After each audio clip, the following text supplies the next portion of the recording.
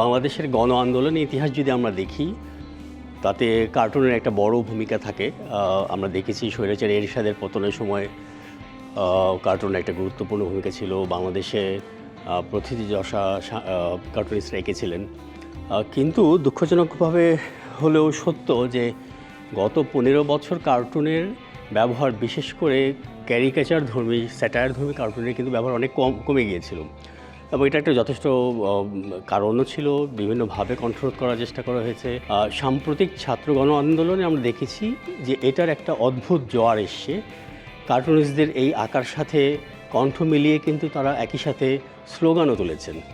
দিনের শেষে আজকে এই যে সময়টাকে আমরা একটা মুক্তির সময় বলছি, এই সময়টাতে আমরা আসলে চেষ্টা করেছি উদযাপন করতে। যে কার্টুনিস্টরা এঁকেছেন তারা তাদের কার্টুনগুলোকে যাতে একসাথে জনগণের সাথে একসাথে দাঁড়িয়ে দেখতে পারেন, সেই চেষ্টাটা আমরা করেছি। বাংলাদেশ কার্টুনিস্ট অ্যাসোসিয়েশন, দ্রিক এবং ইয়ার্কি সেই উদ্যোগটা নেয় এবং আজকে দ্রিক গ্যালারিতে যে প্রদর্শনী আপনারা দেখছেন, এটা গত 1 মাসের যে আন্দোলনের সময় যে কার্টুনগুলো ব্যবহার হয়েছিল তারই একটা সম্মিলিত প্রচেষ্টা। কার্টুনের বিদ্রোহ, এটা হচ্ছে দ্রিক পিকচার লাইব্রেরির একটা কার্টুন প্রদর্শনী। আজকে এসেছি, মানুষের ভিড়।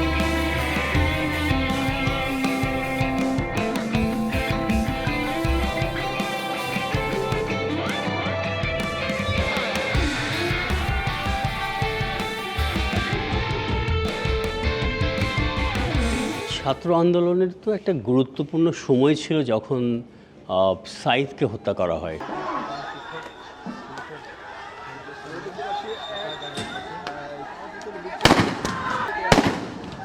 গুলি খাইছে একটা। এবং সেই টার্নিং পয়েন্টে যেভাবে ছাত্র জনতা ফুঁসে উঠেছিল, সেটাকে মনে রাখার জন্য, সেই প্রতিবাদে অংশ নেওয়ার জন্য কার্টুনিস্ট অনেকেই এঁকেছেন। আমরা এখানে আরণ্যবীর একটা কার্টুন আমরা দেখিয়েছি, যেখানে উনি দুহাত তুলে সেই বন্দুকের গুলি গ্রহণ করছেন তার শরীরে। এটা একটা অসাধারণ কার্টুন।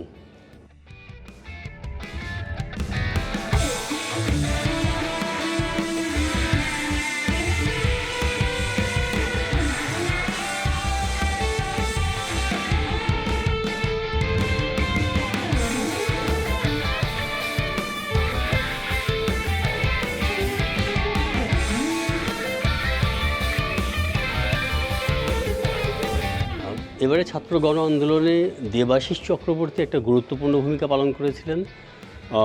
তিনি পুরোটা সময় জুড়ে ক্রমাগত পোস্টার এঁকে গেছেন, প্রতিবাদী পোস্টার, যেখানে উনি স্লোগান তৈরি করেছেন এবং প্রতিবাদী ছবি এঁকেছেন।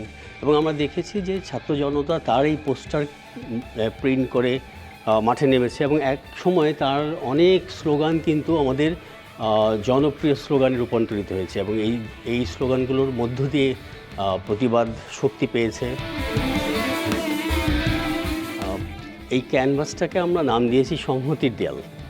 যে দর্শকরা আসবে, তারা কার্টুন এক্সিবিশন দেখবে, কিন্তু একই সাথে আমরা চেয়েছি তারা যেন তাদের তাদের ভাবনাটাকে প্রকাশ করে। এই দেয়ালে তারা লিখেছেন, শত শত হাজার হাজার মানুষ লিখেছেন এবং সংহতি প্রকাশ করেছেন, ক্ষোভ প্রকাশ করেছেন।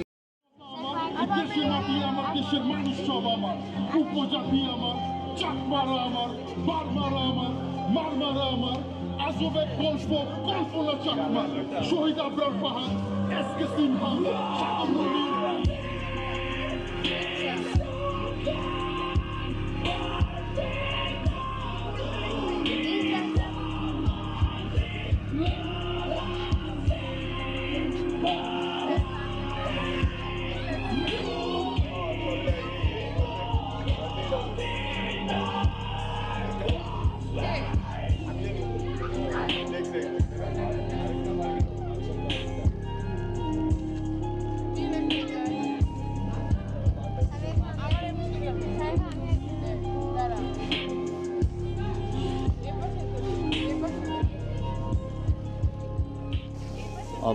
যে কার্টুনিস্ট কয়েকজন এই দীর্ঘ সময়ের এই বৈরী সময়ে ক্রমাগত এঁকে গেছেন, তার ভেতর মেহেদি হক একজন, এক গুরুত্বপূর্ণ কার্টুনিস্ট। উনি নিউ এজের সাথে সম্পৃক্ত এবং তার আঁকা আমরা মোটামুটি দেখতে পেয়েছি বছর জুড়ে। এবার এই গণ আন্দোলনের সময়ে মেহেদী এঁকেছেন। আমরা তার আঁকা দিয়ে এক অর্থে আমরা এই দেয়ালে কিন্তু বুঝতে পারি পুরো সময়টা। আমরা মোটামুটি এই 1 মাসটাকে এখানে উপস্থাপন করেছি একটা দেয়ালে। খুব চট করে বোঝা যায় এগুলো খুব পরিচিত কার্টুন এবং এর মধ্য দিয়ে এক অর্থে পুরো আন্দোলনটার একটা চিত্র দেখতে পাওয়া যায়। মুগ্ধর ব্যাপারটা আমরা সবাই জানি। আমাদের এই আন্দোলনের জন্য যিনি প্রাণ দিলেন সেই মুগ্ধ পানি বিতরণ করতে যেয়ে গুলিবিদ্ধ হন। আমি কিউরেটর হিসেবে আমার মনে হয়েছে যে তাকে বিশেষভাবে স্মরণ করা আমার জন্য খুবই গুরুত্বপূর্ণ। আমরা পানিটাকেই উপস্থাপন করেছি কারণ পানিটা গুরুত্বপূর্ণ ছিল এবং মুগ্ধর নামে আমরা পানিটাকে ব্যবহার করেছি, যেখানে বলা হয়েছে পানি লাগবে পানি। তো দর্শক যারা আসেন তারা এই বোতলটা দেখেই আসলে বুঝতে পারেন যে আমরা কাকে স্মরণ করতে চেয়েছি। মূলত মুগ্ধর প্রতি ট্রিবিউট জানানোর জন্য।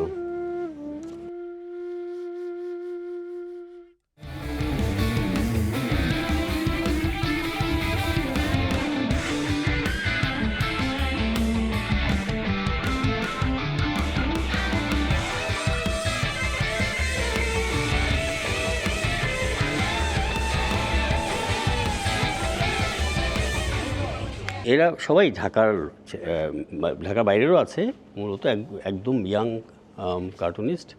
এবং এটা মোটামুটি ধরেন গত 1 মাসের এই আন্দোলনের 1 মাসের যে অনলাইনে যে কাজগুলো হয়েছে সেগুলো দিয়েই করা।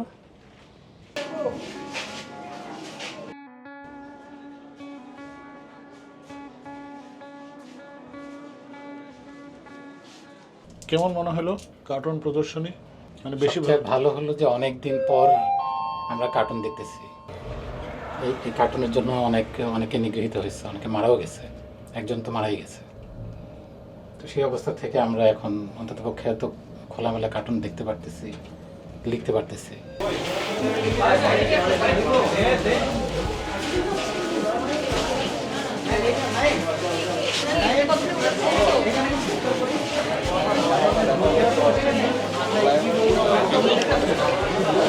বিশাল লম্বা লাইন,